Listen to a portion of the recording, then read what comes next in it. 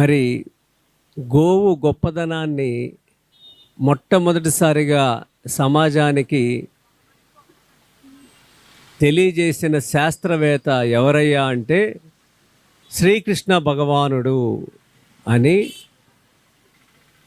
శ్రీ సుభాష్ పాలేకర్ గారు చెప్తూ ఉంటారు.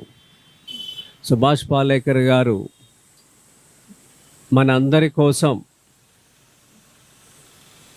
45 సంవత్సరాలుగా